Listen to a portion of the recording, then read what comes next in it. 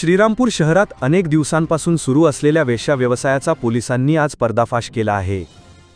शहरातील मध्यवर्ती भागात असलेल्या आदर्श लॉजवर भर दिवसा ककलेल्या छाप्यात पोलिसांनी 3 महिला, 3 पुरुष आणि लॉज मालकाला ताब्यात घेतले।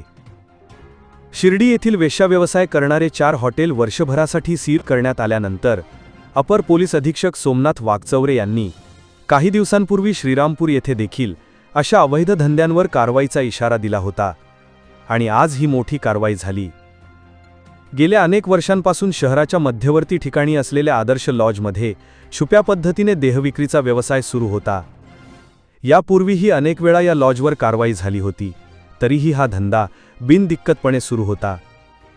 शिर्डीमध्ये देहविक्रीसाठी कुप्रसिद्ध असलेल्या हॉटेल्स आणि लॉज सील केल्यानंतर श्रीरामपूरमध्ये झालेली ही पहिली मोठी कारवाई आहे।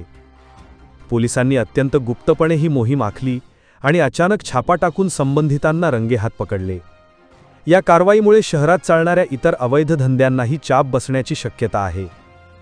अहिल्यानगर जिल्हा तसेच श्रीरामपूर परिसरात अवैध व्यवसायावर कठोर कारवाई करण्याबाबत माननीय पोलीस अधीक्षक सो यांनी वेळोवेळी आदेशित केलेले।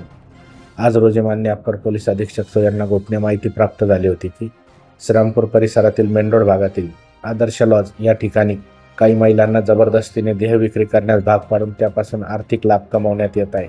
त्यानुसार आम्ही पंटर पाठवून खात्री केली असता त्या मिळालेल्या बातमीची खात्री झाली, त्यावरून छापा कारवाई केली असता सदर छापा कारवाईमध्ये 2 बनावट ग्राहक, लॉज मालक, त्याचा एक साथीदार अशांना ताब्यात घेतले असून 3 पीडित महिलांची सुटका करण्यात आलेली आहे। सदरबाबत गुन्हा दाखल करून पुढील कार्यवाही करण्यात येत आहे।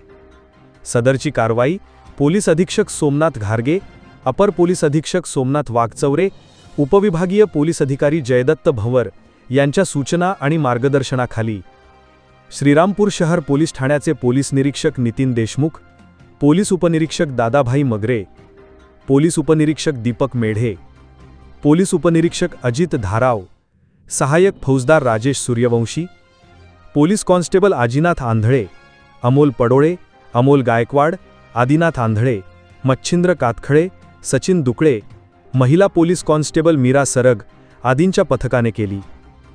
शिर्डीप्रमाणेच आता श्रीरामपूरमधील हा आदर्श लॉज सील होणार का, याकडे सर्वांचे लक्ष लागले आहे।